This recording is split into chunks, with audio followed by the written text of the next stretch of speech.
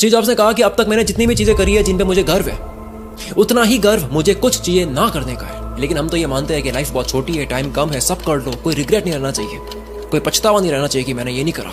लेकिन रिग्रेट तो आपको कुछ चीजें ना करने का नहीं, बल्कि किसी एक को अच्छे से ना करने का होना चाहिए।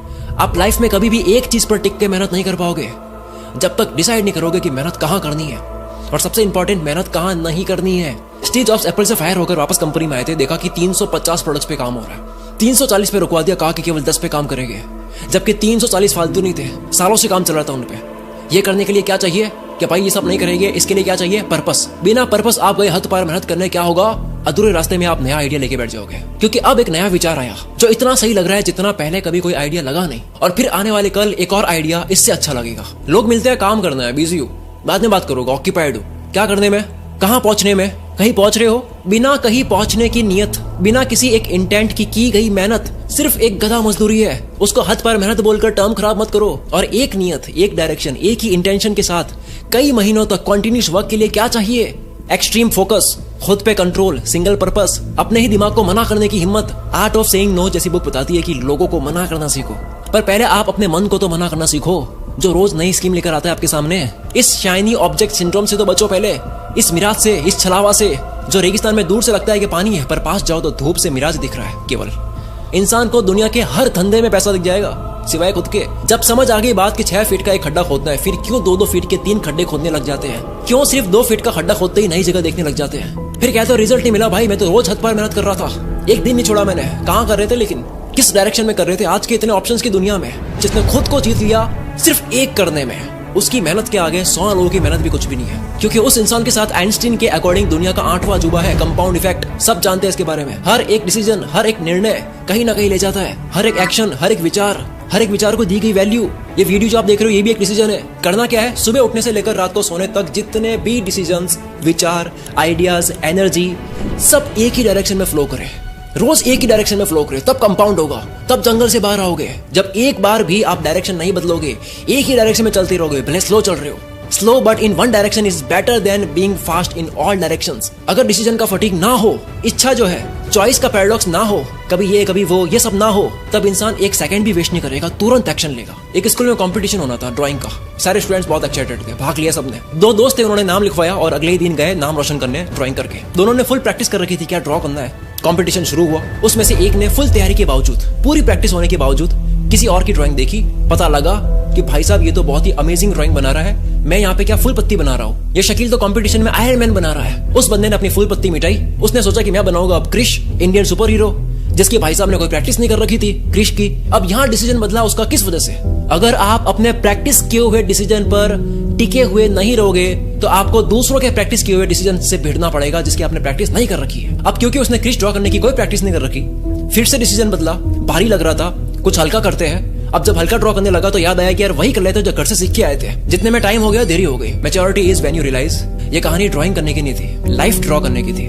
डिसीजन फटीक लेट हो गएगा। 2025 में 5 महीना निकल गया। सोचो सिर्फ आपके बार बार आइडियाज बदलने की वजह से आप अपनी फैमिली को बेस्ट लाइफ नहीं दे पा रहे हो। आप अपने 60 साल की एज में सबसे बुरे रहोगे पछतावे के साथ, सिर्फ इसलिए क्योंकि एक चीज पे नहीं टिक पाए। 90% से भी ज्यादा मेहनत में कमी का कारण है माइंड क्लियर नहीं है, कोई आलस का कारण नहीं है। सब मेहनती लोग हैं। एक पेज पढ़ते अभी तुरंत 500 रुपए मिले, पूरी किताब पढ़ लोगे क्योंकि पता है क्या मिलने वाला है, क्लियर है माइंड। डिसीजन लेते हो जब माइंड को 1% भी ना लगे कि ये नहीं होगा, तब होगी हद पार मेहनत करनी है पर राइट डायरेक्शन पे। That was the first thing you should keep in mind. एक स्नाइपर के सिर्फ एक ट्रिगर दबाने से गोली निकलती है। सबसे कम मेहनत ट्रिगर दबाने में लगती है, पर सबसे बड़ा इंपैक्ट ट्रिगर ही क्रिएट करता है। पर गोली कहाँ जाएगी, उस टारगेट को फोकस करने में असली मेहनत लगती है। लेकिन ज्यादातर लोग अपने काम में ट्रिगर दबाने की मेहनत कर रहे हैं, टारगेट पर फोकस सेट करने की नहीं, क्योंकि उनको लगता है कि फर्क तो ट्रिगर दबाने से आता है।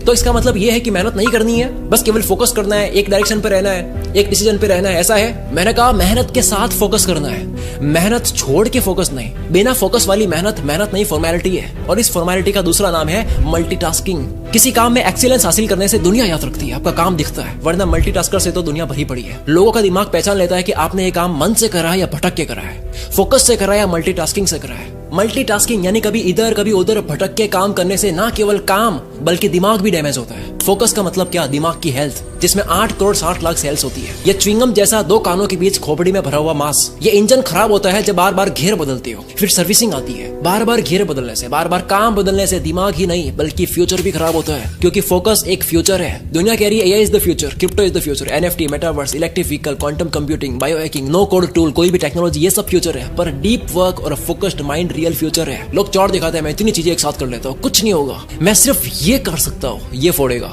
इसके ऊपर रिसर्च ही रिसर्च है कि एक वक्त में 2 काम करने की कोशिश करना ये आपके फोकस का सबसे बड़ा दुश्मन है।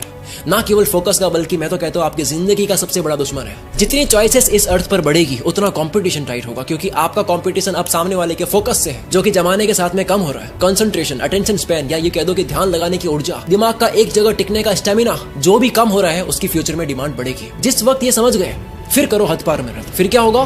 फिर आपकी अंडरस्टैंडिंग अलग होगी, इंटेलिजेंस लेवल हाई होगी, चीजें फास्ट समझ आएगी, रिकॉलिंग पावर तेज होगी, टाइम पे सब कुछ याद आएगा, क्रिएटिव विजुअलाइजेशन होगी, आंख बंद करोगे अंदर की दुनिया दिखाई देगी। 10 घंटे का काम 1 घंटे में होगा। थिंकिंग पैटर्न्स बनाने लग जाओगे, हर सोचने के तरीकों को नाम देने लग जाओगे, खुद की एक लैंग्वेज होगी, थॉट्स कंट्रोल में, ध्यान कहाँ देना वो एबिलिटी आपके हाथ में, पीस ऑफ माइंड आपके हाथ में होगा, परेशान करने वाले थॉट्स से आजादी, कौन से विचार की सीढ़ी लगानी है आप चूज करोगे, आप डिसाइड करोगे, सेल्फ कॉन्फिडेंस बढ़ जाएगा, इनर स्ट्रेंथ बढ़ जाएगी, विल पावर बढ़ जाएगी, दृढ़ निश्चय करने वाले बन गए, ओवर थिंकिंग रुक जाएगी, टालने का कीड़ा मर जाएगा, जीवन अच्छा लगने लग जाएगा, हैप्पीनेस बढ़ जाएगी आपकी, स्ट्रेस खत्म हो जाएगा, मेहनती मजा बन जाएगा, रेस्ट चाहिए नहीं। ये सब जब होने लग जाए आप मेहनत में खो जाओ, आपको पता ही नहीं रेस्ट क्या होता है, वही रेस्ट है, काम ही मजा दे रहा है, क्या रेस्ट लोगे? क्या तब भी रिजल्ट्स नहीं मिलेंगे? लोग कहते हैं इतनी मेहनत करो रिजल्ट नहीं मिलते, उसका रिप्लाई था ये वीडियो पूरा, क्योंकि आप फोकस वाली मेहनत नहीं कर रहे हो, हद पार मेहनत कर रहे हो सिर्फ। रही बात लोगों की जो आपका फोकस तोड़ते हैं, जो आपके और आपके हद पार मेहनत के बीच में आते हैं, उसमें सिर्फ फ्रैंक सिनात्रा की एक लाइन बोलूंगा, लोग डिस्टर्ब करते हैं, दुनिया डिस्टर्ब करती है, मोबाइल डिस्टर्ब करता है, सोशल मीडिया डिस्टर्ब करता है, क्योंकि आप डिस्टर्ब करने देते हो। बहुत लोगों ने